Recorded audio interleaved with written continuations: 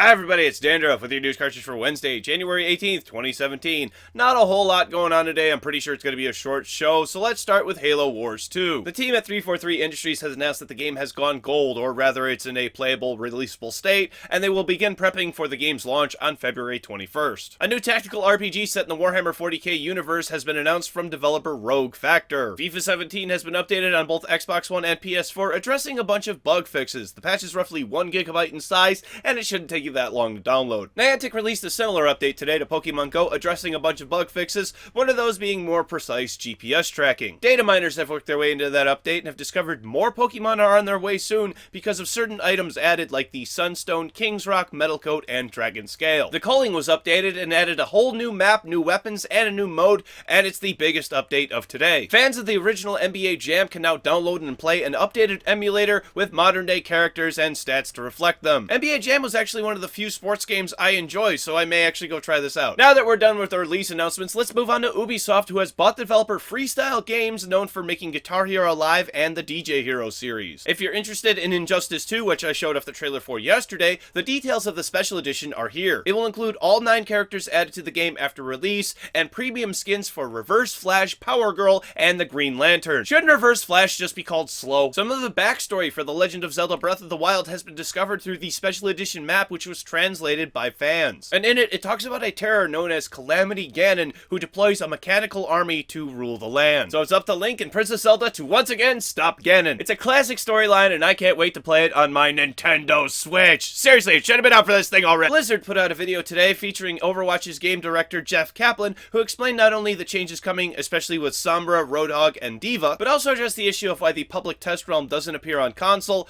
and why there aren't incentives to play on the PTR. It's really worth checking out the video if you have any questions. The Korean military is under fire.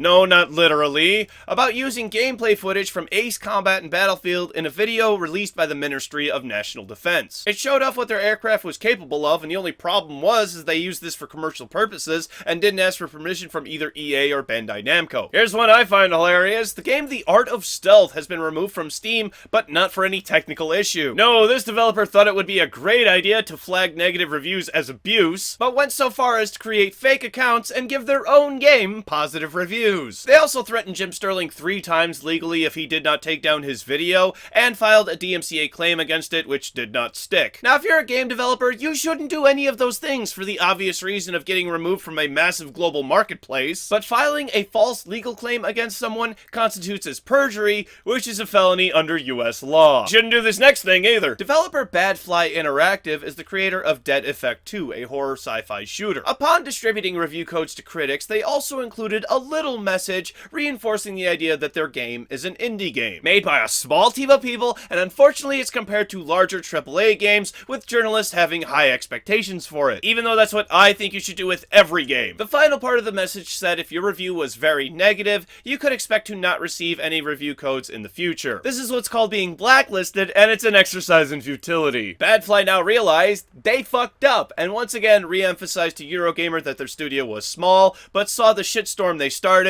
and claim they have learned their lesson. Now, this doesn't mean you should be extra critical of Dead Effect 2 or really any of BadFly's subsequent game, because the critics, the news commentators, and all of us as gamers didn't do anything wrong. If anything, it should be other developers who should take note about what happens when being blacklisted is threatened. To paraphrase something that was once said to Mr. Jim Sterling, critics can still buy the games and shit all over them anyway.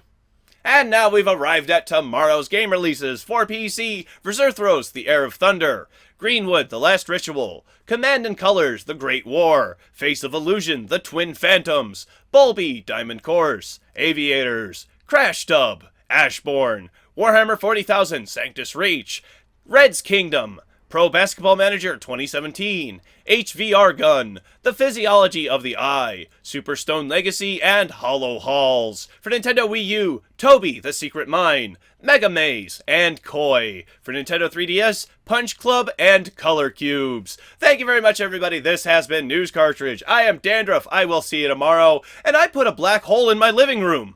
It's great. It really pulls the whole room together. Ow, ow. Just before filming, I pulled something in my neck and it really, really hurts. And I'm gonna cry about it here in the end scene. Yeah, it's not good. I'm probably gonna go lay down after this. By the way, been playing World of Warships lately. Thank you everybody who's been playing with me, who got me into that. That's great. Go check it out. It's free, everybody. World of Tanks too. If you haven't played that, go check that out. Yeah, that's about it. Social media links are over here. They're in the top of the bottom of the description. Top of the bottom of the description. Okay, yeah, sure. Just go with it.